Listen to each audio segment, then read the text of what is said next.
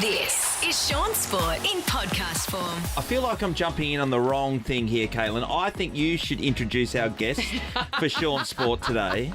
Where do I A former start? teammate of yours. Former teammate. Look, this woman, she can sing is what I'm going to start off with. Kelsey Browne, Really? the voice of an angel. She has so many talents apart from playing netball. Damien Leith, good. Oh, mate, Damien Leith better watch his back.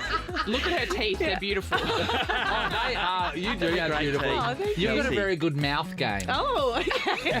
What does that mean? Oh, you've got very succulent lips and your teeth look gorgeous. Thank you. Don't I'll you take think? it. Clearly she's not single. Sean, these are things that gay men can say that straight men can't. Yeah, I better shut up. Hey, Kels, good to have you in here. And the reason why we talk about, you of course, the West Coast Fever playing Sunday, as I just mentioned, but you were playing at the Lightning when Caitlin was there. You were together. Yeah, we've spent a lot of fun times together, Bass and I, and we spent 2 years on the Sunshine Coast, back-to-back premiers. I always put that in there because it's so hard to win a premiership in SSN, so I just say it all the time. But yeah, I love my time with Bass, and it's cool to be full circle, 10th season at Fever, and Bass interviewed me on the weekend for my first halftime interview. Oh, wow. Let's talk about your bonding situation that you guys have got, because that, Shaun, it enrages me that you and I don't have one because we've worked together. How long have you worked together for? We have known each other for a very long time. So I used to play with her sister as well, Maddie. Yeah. 2017 we're at the Lightning together. It's been a while. Yeah, long So time. Shaun and I are, 16 years now? Yeah. Yeah, 16 years. That's long enough. Anyway, tell them what you two have. Yeah, so we have matching tattoos. Yeah. We don't have one. Crazy. Yeah. Oh, what we get? I don't know. I'll think about it. But would you Okay. be in? 93.7, get that. Yeah, that's cool, man. You know what? The moment the last bit of ink was put in our body, our contract would be cancelled. That's what this place With would those be people, like. who put their loved one's name on there, they break up. So show us your So tattoos. we were a little bit premature in getting these tattoos We were. because we moved to the Sunshine Coast. The new team They're started lightning in bolts. 2017. We went to the Christmas party. We Yes. had a few too many drinks. did. And so before we'd even played a game. Yeah, we hadn't even played Yeah. for the Lightning yet. We'd been in pre-season for 6 What? weeks. Yes, and we were at our Christmas party and there was a tattoo parlour across the road. And I don't know, Bass and I were just like, should we? So we went and got a lightning bolt. Crazy thing. We did not know that we were going to win. But yeah, hadn't played a game yet and got matching. So there was two others as well, Steph Wood and Erina McCarty. They got the lightning bolt. And then at the end of the season, once we won the premiership, the rest of the team went and got lightning bolts as well at the same place. But that's And, what's- it yeah. was Oh, you're pretty ahead of the cool. game. Yeah. That's what We was so started the funny about trend. it, though. Imagine if we were terrible, didn't win a game. We've just got these lightning bolts. So what would a West Coast Fever tattoo be then? Would that just be, what's that? Just someone like Someone's Fever? sweat. Yeah, someone's been bitten by a Balinese mosquito. Maybe like a mask or something. I'll get to the. We're going to get to the Fever in a second, but you also mentioned you had a. We're going to talk about Dan Ryan very shortly. He's an amazing coach, right? But the coach that you had together when you were playing at the Lightning. This here disturbed me. Auntie Knowles. Auntie Knowles is what she was referred to. She's actually the Silver Ferns national coach. So she was the enemy when we were playing for the Diamonds as well. It was quite weird. But she was just such a lovely, warm, loving human. And I heard you always wanted to impress her. Yeah, you did want to impress her because if you impressed her, she gave you a kiss on the lips. Shaun! How long ago I've been trying to bring in this for ages. Yeah, but you come up with like full tongue. You've got to. It was like the ultimate sign of respect. So yeah. you've had a really great training session, Yeah. right? And you've done some really amazing things. She will come up to you and say, "What will happen? How will the kiss happen?" You just be like, good work. Oh, that was great. And she'd give you a peck. Well done, darling. Yeah, You're well good. done. Something Yeah. like that. And then you go into the change rooms and be like, I got one. Yeah. It would be, yeah, it was like this. It's so crazy to talk about that now. But yeah. But it was a thing and everyone loved it. Yeah, it was Amy great. just said no, she's not doing No, that. you're not into kissing at work? Just a sign of respect? After a good performance on the radio, Yeah. Amy? Yeah. After a good talk break. Yeah, just a little nibble on my bottom lip. A little. Well, we weren't getting paid much, but it was something to sit around. Give Mum a bit of sugar. Now, Kels, one thing you did mention, it's great to be at the West Coast Fever because you go straight into winning. And the weekend's game is interesting because you had 5 new players playing, debutants. You, of course, you were one of. But the team came out smoking. Yeah. It's a bit of an arm wrestle for the first quarter, but after that it was like... whew. Which is always the way in SSN. The first quarters, I remember sitting there being like, wow, this is fast.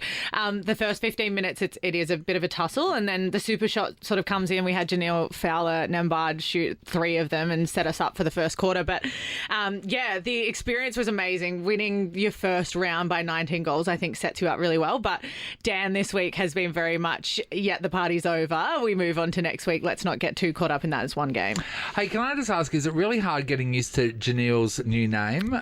Because it's like remember when on Friends Courtney Cox married David Arquette and suddenly she was Courtney Cox Arquette? You're like, oh, that's a lot. Yeah. No, it has been. It has. I always forget to put the last bit and then I say it, like I pause. But yeah, no, she's been amazing and I actually love being in a team with her. She's hilarious. Can I ask you, so you're in a slightly new position. When we were together at Lightning, you played mostly wing attack. Laura Sherian obviously filled that centre role, or Laura Langman.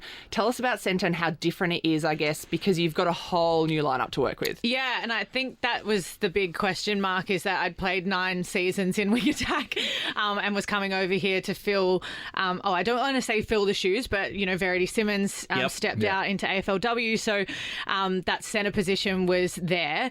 And it's very different. It's a very different way that you run around the court. You're actually attacking it down instead of backwards. And so it was a big 3.5. I understood that. Did you? No, I don't understand that. Yeah, because you're attacking the court instead of like... Yeah. Okay, I got that. Yeah, and it's... Yay. It's I think people like to put wing attack and centre in the same breath, but it's completely different. So it's been a big 3.5 months trying to learn a new position, but I feel really comfortable there now. And I said it at my halftime interview, it's pretty easy to play with the likes of Alice and Shanice and Janelle and our attacking line. They make it pretty easy. Sometimes I just fill a spot and don't have to do much. Yeah, but it's not that easy because you haven't had a great deal of time to gel together. As I said, it's a new team. Everyone gets a chance to come on too. Yeah. There's a lot of changes going on. Yeah, and that's been from the outset. Week 1, Dan sort of came in and said, this is how we're going to operate our team. If you're going to win an SSM premiership in 2024, it's going to be a 10-person effort. And so getting our heads around, it hasn't traditionally been like that in netball, where it's probably been a starting 7 and a few people on a bench. But our depth is unbelievable. And you saw it on the weekend. We had 10 players step out, do their role. And I think that's going to be critical for us in the games coming forward, especially against Lightning this weekend, who did similar stuff, like rotated through their 10 players as well. So they brought that into juniors. Do you know that, Caitlin? So my daughter begins this weekend, and instead of the people who missed the whole quarter sitting on the bench, you've got proper interchange, and that can only make the game faster, and then everyone gets a go, which is more important. And I remember, like, my brother used to play AFL back in the day, and they used to have ropes, and they used to say, you can't run past your rope, otherwise some kids would just chase the ball the entire time. Some kids would never touch the ball. So I think it's great. Like, we want kids playing sport. We want kids to be active. Why not let them run around a little bit more and touch the ball more? Because if you're playing goalkeeper in netball, sometimes you don't get to touch the ball at all. Not much happening. No. But I think also as well is you'll see people sort of come on and make an impact in a different way, and it ends up becoming a strategy now. So like ours will be, we might play a particular lineup based against a team or what we want for that 5-minute block, which is a whole nother tactic to the game that we probably haven't had in the past. It's been the 7 and you run that out.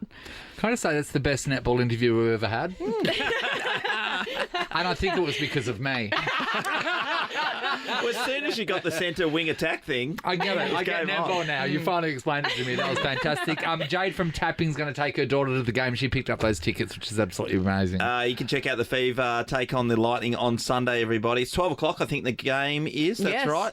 Yeah, early. RSC Arena, I'll be there at 8:30 for hair and makeup. That'll be great. And I know, I was thinking that. Normally I love to get a game day, routine in. I go for a walk, get a coffee, do a Sudoku. I was like, I will have time to wake up and go to the court for a 12 o'clock game. So I'm excited. RAC Arena, Green Army's best fan. Hey, do you put on a spot of makeup before a game? Oh, Kelsey, I do. Do we ever? Yeah, why not? Absolutely. Because you're being filmed, you're on camera. Yeah, you're on TV, and people always judge you because they sort of think, oh my God, what are you putting a face and makeup on to play netball? You're going to sweat it off. But yeah, I spray hairspray on my face so it stays. She can't see anything, but it's okay. But yeah, it's like a full routine. We all discuss when we're going to tan. Is it going to be the Thursday night? But I do. I think it sets you up for looking good, feeling good, playing good. Yeah. I like the sound of that. Kelsey Browne, everyone. Favourite thing. You can come back. Anytime, Kels. Open door policy for you. Thanks so much, mate. Shaun Sport in podcast form. Well, there's a big night at the AFL Tribunal last night, and this is the reason. Charlie Cameron, who plays for the Brisbane Lions, tackled Jake Lever, who plays for the Demons, the Melbourne Demons, and he was suspended for 1 week. So Brisbane go, nah, we think we're going to take this on. Sling tackle, as we know, Nathan, you can't just smash someone's head into the ground these days. I know, what's the world thing. coming to? Yeah, I know, it's rubbish, isn't it? Anyway, the fact that Jake Lever wasn't actually hurt, he feigned for a bit of a free kick in it. Okay. Even though the tackle was dangerous. So it was a dangerous tackle. He wasn't hurt, but he laid it on a little bit thick, put a bit of a home and away spin on it. Yep. And it went his way. Yeah, so most people were saying there's no way Charlie Cameron can get out of this. I know that the person wasn't hurt, but it's the action of the tackle, 2 motions. Yep. So anyway, Brisbane go to the tribunal last night and they bring in a few people, and a character witness by the name of Eddie Betts writes a letter to the tribunal and says, he's a really good guy, Charlie Cameron. Why don't you let him off? What's that got to do with anything? 0. But apparently the tribunal decided, hey, we've got a rule that we have in place that we can acknowledge different circumstances or to be able to let Charlie Cameron off for this week and play. This is John Ralph from AFL, Fox Footy, should I say. He was covering the story last night. He thinks it's unbelievable.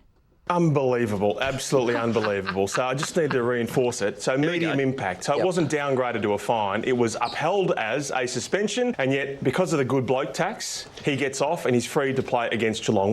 So that's it. So Eddie Betts was on there to say he's a good bloke. So they go, okay, look, what he did was bad, but he's a good bloke. So let's just let this go. Yes, they said exceptional Did circumstances. It worked. So he got a fine. He's got fined, and he can play against Geelong this week. Yes, all of it. Well, All of it, Nath. It's like when you're going for a job, when you're putting people on your CV, you can't put your auntie on there to say call her because she loves me. Yeah. And she'll ring and go, oh, Nathan's great. He's been such a great nephew. All right, that's you've got got the job. nothing to do with anything. You don't even work in this industry. That is insane. It is insane. That is insane. It is. It really is. And So it just is opens this up a lot. a precedent now for Well, of future, course. hey, What- he's a good guy, let's let him off? Yeah, let's bring in every celebrity we can get our hands on, and we'll just make sure they do character witness statements, and away we go. Oh, I reckon it stinks, mate. Absolutely stinks. So there'll be more to come out of this, and the AFL will have to defend themselves Harry, over this in the next couple of days. You brought up a gigantic clip behind you on our new big screen. Well, Nathan, see for yourself. Do you think this tackle is dangerous? Have a look. I can't see it. You're in the way. Here we go. I'll do a Replay. Okay, slow-mo in a second. we've got it on a big screen, everybody. So Nathan's about to see. So the motion is, see how he kicked him into the ground a bit? he's like basically driving his head into the ground. Yeah. Okay, so here we go. Down. So the chance of hurting someone in this motion It is looks high. full on, but knowing that he's a good bloke, it doesn't seem as bad. Okay, it works. Maybe I'm wrong. Moving on to the concussion rule, which we've seen take place over the last, start of this year. It's got really serious, right? So Tom Liberatore won't be playing this week for the Western Bulldogs. He was playing on the weekend, and he was in a heavy knock, but it wasn't to the head. It was to the body. And then he was standing there, and he just kind of fell over, and he got back up, and then the commentary was saying, oh, gee, they better get out here and check him out. He might be concussed. Well, the football club heard that stuff coming through the commentary. They sent out their doctor. He said, no, I'm fine. I just fell over. Yeah, okay. So they get to the end of the game. Righto, we'll put you through the concussion test. protocols. Yeah. And that he came and he went through with flying colours. But they got so much pressure from the outside, they're not allowing him to play this week. Even though at no stage he was hit in the head. What is happening with football? Someone's getting off because someone else has said someone's a good bloke, and now a person that's not concussed is having to spend time off for concussion because people think it looks like he got concussion, but he wasn't concussed? Yes, and it would be a bad look for the game if he did have problems in the future. I really enjoy this era that AFL is going through. It is so tricky at the moment. It is really tricky. God, Sam Switkowski, who plays for the Dockers on the weekend, he's not playing for the Dockers on the weekend. He was knocked hard in the game last week, and he did the concussion protocols. But after the game, a couple of days later, he wasn't feeling wasn't feeling his best, so they've put him on ice too. But that's not the same as Tom Liberatore, who never got hit in the head. Never. But yeah, because But he everyone got said hit that hard. looks like he got hit hard, then they're going to have him set off and under the concussion protocol. Yes. It's becoming really wishy-washy. Does it seem like the woke world has bled having an impact. into... I don't know, it's not wokeness, but it sort of is. Is like, everyone's got to be seen to be doing the right thing, even if it doesn't make sense or not. 100%, Nath. Yeah. What do they say, Shaun? Go woke, go broke. There you go. Let's get some music on right now. Oh, no? We're getting music on? No? Nah. Okay. Next. Harry says no. I hate music. All right, we're going to go to the news very shortly. You hate music? Yeah, I hate it. Welcome to Nova. Shaun Sport is a Nova podcast. For more great comedy shows like this, head to novapodcast.com.au.